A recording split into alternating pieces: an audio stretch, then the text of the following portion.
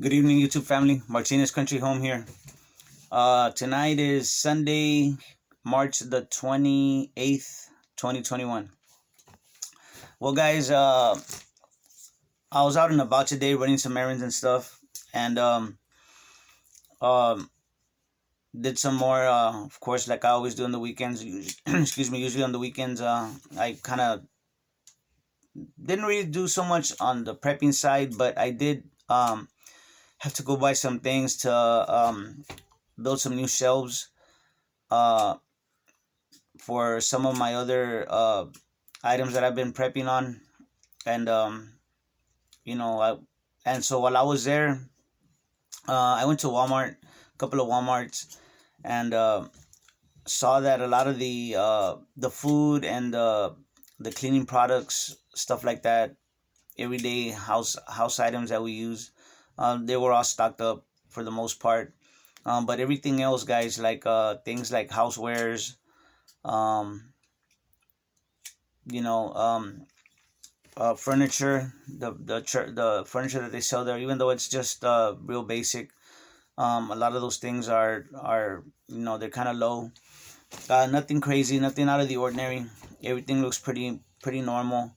At the stores, there are some, like I said, people are still flush with money, and so they're doing shopping. They're buying electronics, they're buying furniture. But for the most part, everything looks pretty normal. The stock. Um, what was I gonna say? So even the gas went down. The gas is down. From the high, it's gone down 9 cents from where we usually go. So it's gone down to where we go. It went from a high of 249. I think it got as high as 249, and it is now down to 240. So um, I think that was the highest it got. I might be mistaken, but I think 249 was as high as it got.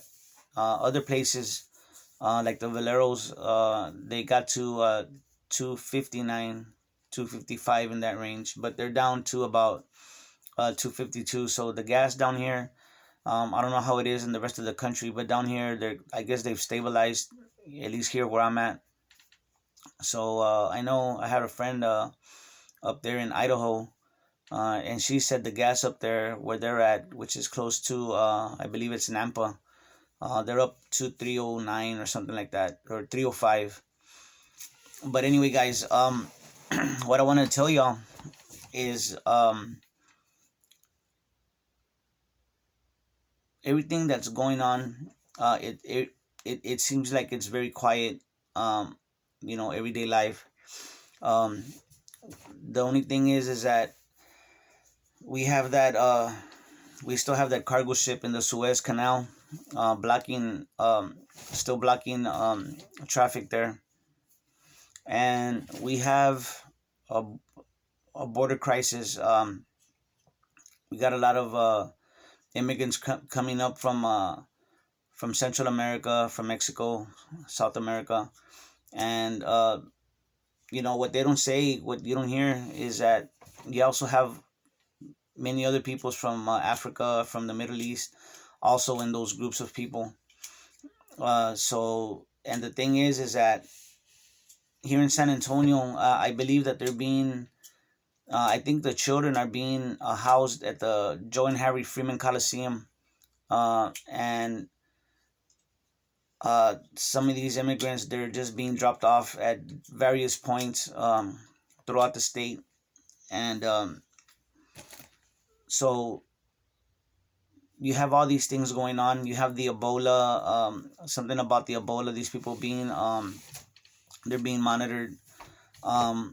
You have things going on around the world. You have a lot of things going on around the world, with, especially like with Russia, with Putin, and with Joe Biden. I guess they got some kind of, they've been having words or something. Now, not so much from Putin, but from Joe Biden. He made some statements that you don't really make with when you have statesmen talking. There's a certain amount of decorum you're supposed to show, some tact, right? But the point of this video, guys, is that there's people have a normalcy bias, and the thing is that we have, especially with our financial system, guys. You know, if things are if things go the way they're supposed to in the financial in our economy, um, we're gonna have a very bad time. Okay, and this morning I was talking to my son, and we were running some errands, and I told him, because we have our little talks, and I told him, we were looking out, we were looking outside, and I told him, it's kind of weird, like looking out. You see the traffic, and you see people moving around, and it's hard to believe that the possibility of a collapse is right around the corner. That we are in the verge of a depression, very dark depression. Um, and I'm talking about nationwide. I'm talking about globally, but um, you know, people, even me, it I cannot imagine that things would get that bad. Even though I'm preparing for it, I'm preparing for those things, for things to get that bad. But I don't think, and I understand. I don't think people can imagine things getting to that point where there might be to where there's no product coming in. Food would stop coming in, because there's a credit freeze or liquidity dries up.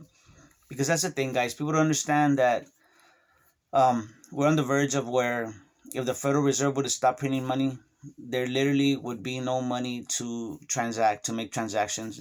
For you to pay. Even if you had money, the people that like the stores would have no credit to actually be able to bring product in, because there would be no credit. Literally, I mean, there would be no money. So, and the thing that I want to tell y'all guys, like I told my son, last year when we had this health crisis start, this engineered health crisis, at least the way they handled it, like almost overnight, they shut down America and basically the world too. I mean, there was a lot in Europe, they shut it down, but let's stick to America. They practically overnight, they shut down the economy. There was, you could not, it was, I don't know if y'all remember, but only essential personnel could be out and about. Now, to me, that was kind of psychological, because you could still go out, if you did not have a pass, right, like that you're an essential worker, you could still go. If you had to go to the store, um if you had to go to the doctor, if basically, if you had to do any kind of errand, you could still be out and about, right? So basically, nothing changed, but people literally stopped traveling the streets. I mean, I don't know if y'all remember that, but the streets were basically empty. The traffic was very light, and I remember, I mean, thinking like, man, this is weird. There's nobody on the streets. But my point is, guys, that we could have never imagined that would happen. Yet it happened. They shut down everything, and so I no longer, how to say, I no longer live like, although like I said, the normalcy bias, it's natural. Okay, but I now, I would not be surprised if anything happened, like if Mad Max started, okay, that's what I'm trying to say. Nothing would surprise me, in other words. And guys, you know, I remember when all this started with the with the lockdowns and essential personnel. I remember a couple of days where I was thinking really hard. My mind was going 100 miles an hour when all this first started, and thinking, how bad is it gonna get? Are we literally now in a shit hits the fan situation? Because that's the way it felt to me. That's the way it felt, and I remember thinking very hard, um, seeing the evidence that the people that run this world, they put the brakes and everything stopped. And so I know that it could happen again. So I don't live under that illusion that things are always going to be pretty, things are going to be normal, or things are going to go back to normal. I want them to go back to normal, yes, but I'm a realist, and if they do go back to normal, that's great. um and so right now, guys, just prepare yourselves mentally, and more importantly, prepare yourselves spiritually. you know get with your creator, get with God, get with Jesus, and pray, and prepare yourselves for the unexpected, because it's going to be your faith, and it's going to be your convictions and your beliefs that are going to pull you through. You have to put on the armor of God, because in my opinion, all this is a spiritual war. And you know I had my daughter tell me one time, and I had a friend of mine tell me one time on social media, I mean, just recently, you know talking about how, my daughter told me that the way she told me was that she didn't really worry about the new world order, and she didn't really worry about these things, about all these so-called conspiracy theories, you know because the all those things were irrelevant to her, because what we really should be worrying about was the salvation of our souls, of our immortal soul. And she was right. um she was right. But the way also I see it, that being said, the way also I see it is that, you know being prepared and being taking care of your family, that's our duty, to our families and to ourselves. And of course, you know it's not all about, we're not trusting so much in our preps. It's not that. The thing is that, it tells you in the Bible that there's many verses, prepper verses in the Bible, that tell you to be prepared. That a wise man, sees trouble coming from afar, and so he prepares accordingly. And the fool, he's gonna pay for it dearly, or something to that effect. I'm just paraphrasing here, but there's many verses in the Bible. But just be prepared, guys. And of course, be prepared with the things that you're gonna need to survive: food, water, medical supplies, things to be able to defend those things. Because um, you know, there's a lot of people coming up from the border. There's a lot of people. It's not just women and children. There's a lot of guys coming up, uh, and we're living in a world that we could not have imagined, at this time last year. So a lot of things have changed, guys. So pray and get right with God. I'm just gonna say it like that. Get right with God, because it's gonna strengthen you, and it's gonna strengthen you, and for you to be able to get through the dark days ahead. So anyway, guys, um, you know, just be ready. Um, you know, be aware. there's many things happening all at the same time. And also, before I forget, guys, there's so many things going on, so many things to talk about. But um, I know I mentioned it yesterday or the day before yesterday, but again, my wife works at a local school district, and she's been hearing a lot of chatter, a lot of conversations, where her coworkers are hearing from people that are higher up that they're gonna make the vaccines mandatory.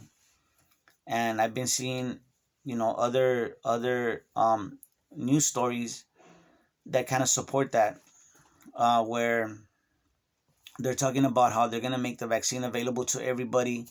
Little things here and there they're not saying, hey, it's gonna be mandatory. No, they're not saying that, but it's almost like they're implying, you know, you got to read between the lines. But what I'm telling y'all from my wife is that she's been hearing a lot of conversation that they're hearing that next year in the next school year, I don't know if that's gonna happen, but that they're talking about that, and that it's gonna happen. That's what they're saying.